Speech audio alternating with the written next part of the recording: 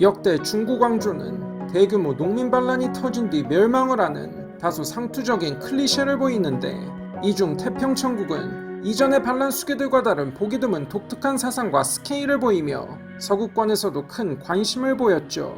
그 시작은 좌절한 공시생의 망상에서 시작되었습니다. 고신앙인에서 대륙을 뒤엎은 사이비 교주가 된 홍수전의 이야기, 지금 시작합니다. 홍수전은 1814년 광동성 화연의 중농 집안에서 3남이녀 중 막내로 태어났는데, 어릴 때부터 머리가 비상해 아버지가 공부를 시키며 큰 기대를 했지만 청나라의 과거제는 그야말로 억소리나는 경쟁률을 자랑했고, 홍수전은 계속 낙방을 거듭하더니 25살 때 과거 시험에 3번째로 낙방하자 그 충격으로 알아눕다 깨어나더니 의식불명 중에 웬 노인에게서 세상을 구하란 계시를 받았다고 떠들어댑니다.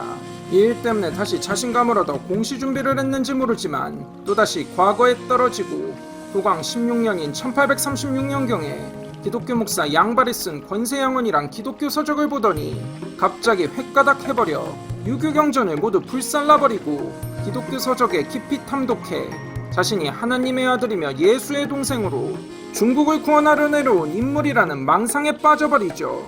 공무원 시험 때려치우고 광동의 기독교 목사를 찾아가거나 포교를 했지만 당연히 사이비로 몰려 쫓겨났는데, 풍은산 등 자기 집안 사람들을 중심으로 호응자가 생기기 시작하더니 광서에 건너간 풍은산의 도움으로 1844년부터 광서에서 포교를 시작하며 배상제교를 만들고 양수청, 위창위, 석달계 등 추종자들을 모아 1851년 1월 태평천국을 선포하고 광서성 금잔촌에서 거병을 합니다.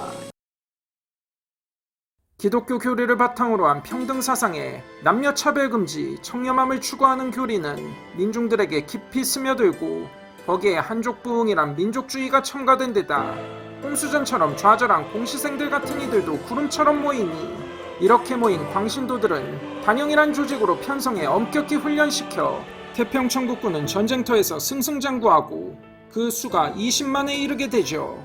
홍수전을 따르는 간부 5명을 동서남북 이광으로 책봉해 조직체계를 갖추고 1853년 난쟁을 함락해 난쟁을 천경으로 개칭한 뒤 수도로 삼고 천조 천모제도를 시행하는 등 사실상 국가체제를 갖추게 됩니다. 홍수전은 북벌군과 서정군을 편성하고 청나라 조정은 베이징까지 노리는 태평천국군에게 경악하며 강남에서 의용군을 모집하고 중앙에 8기군을 급파하게 되죠. 북벌군은 모두 전멸했지만 장강 서쪽에 주둔한 진국권의 의용군 3군은 패전을 거듭하고 난징을 견제하던 강남대영이 무너지며 풍요로운 강남 대부분이 태평천국에게 장악됩니다. 그러나 이때부터 홍수전도 망가지기 시작하는데, 최고 지도자였으나 절대 권력자가 아닌 그는 사실상 최고 제사장에 지나지 않았고, 그렇기에 그는 절대 권력을 갈망하게 되죠. 본래 홍수전은 제대로 된 기독교 신자가 아니었고 오랜 세월 유학을 공부한 유학자라서 기독교 사상을 유교적으로 해석했으며 스스로 태평천국의 천왕이라 칭하며 자신의 부하들을 왕으로 임명했으나, 교세를 확장할 때 세력이 커진 양수청 등의 간부들로 인해 태평천국은 사실상 집단지도 체제로 돌아가고 있었죠. 또한 자신은 황제처럼 후궁을 두고 주색에 빠지면서 남녀간의 결혼을 금지시키고 금욕을 강조하기에 이릅니다. 스스로가 복잡하게 만든 모순들로 인해 신도들은 초기의 신념을 잃어 회의감에 빠지고, 홍수전은 점차 중국 황제처럼 절대 권력을 장악하려는 야심을 갖고 최고재상이며 하나님의 메신저를 자처하던 양수청 역시 홍수전과 다를 바가 없어서 권력을 추구하며 하나님의 계시라고 사기를 쳐서 자신에게 만세를 부르게 홍수전을 압박하니 결국 태평천국은 파국에 이르게 됩니다. 결국 1856년 동왕 양수청의 반대파들을 모아 친위 쿠데타를 일으켜 양수청과 수만에 이르는 관련자들을 척살하고, 이어 홍수전을 도운 쿠데타의 주역 위창위가 전횡을 일삼자 다시 그의 일당들을 숙청하느라 수만에 달하는 희생자가 발생하게 되죠. 이쯤 되면 정신을 차려야 하는데 하나 남은 공신 석달계를 경계해 무능한 자기 형제들을 왕으로 삼아 견제하는 어리석은 짓을 벌이게 되죠.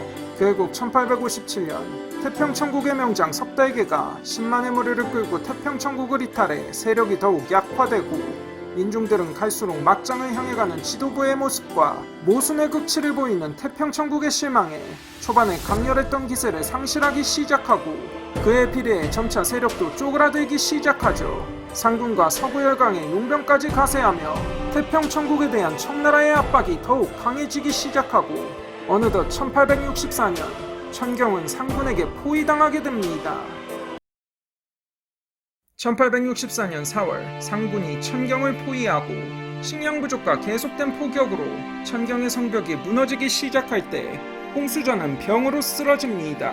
출애굽기 16장에 나온 만나라는 음식을 모방해 잡초로 만든 떡을 먹어 풀독으로 쓰러졌다고 하는데 신이 자신을 치료해줄 거라 믿고 홍수전은 치료를 거부하다 1864년 6월 1일 만 50세로 세상을 뜹니다. 그가 세상을 뜨고 20여일이 지난 뒤 결국 천경이 함락되고 그의 남은 유해는 부관 참시당했으며 뒤를 이은 아들 홍천기복과 충신 이수성이 체포된 뒤 처형되며 13년의 태평천국이 막을 내리고 수천만 명이 희생된 대동란도 끝나고 맙니다.